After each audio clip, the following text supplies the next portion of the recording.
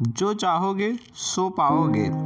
एक साधु जी थे, वह रोज घाट के किनारे बैठकर चिल्लाया करता था, जो चाहोगे सो पाओगे, जो चाहोगे सो पाओगे।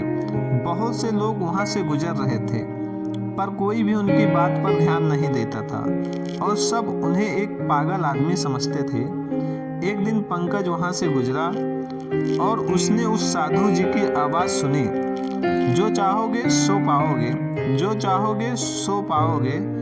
और आवाज़ सुनते ही उनके पास चला गया।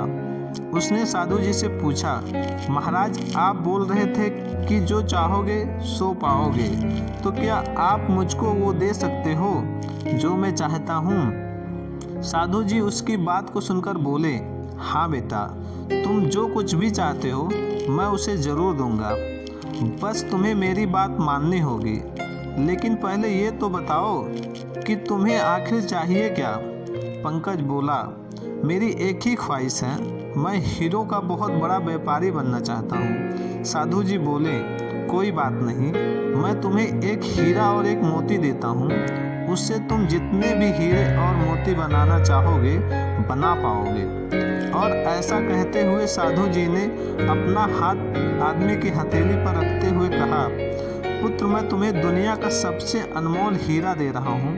लोग इसे समय कहते हैं। इसे तेजी से अपनी मुट्ठी में पकड़ लो और इससे कभी मत गंवाना। तुम इससे जितने चाहो उतने हीरा बना सकते हो। युवक अभी कुछ सोच ही रहा था कि साधु जी उसका दूसरी हथेली पकड़ते हुए बोले, पुत्र इसे पकड़ो, यह दुनिया का सबसे कीमती मोती है। लोग इसे धैर्य कहते हैं। जब कभी समय देने के बावजूद भी परिमाण ना मिले तो इस कीमती मोती को धारण कर लेना।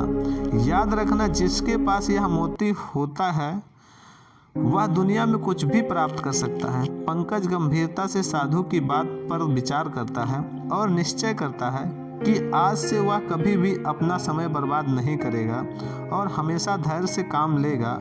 और ऐसा सोचकर वह हीरो के बहुत बड़े व्यापारी के यहाँ काम शुरू करता है और अपने मेहनत और ईमानदारी के बल पर एक दिन खुद भी हीरो का बहुत बड़ा व्यापारी बनता है। दोस्तों, समय और धैर्य वह दोनों हीरे मोती हैं जिनके बल पर हम बड़े से बड़ा लक्ष्य प्राप्त कर सकते हैं।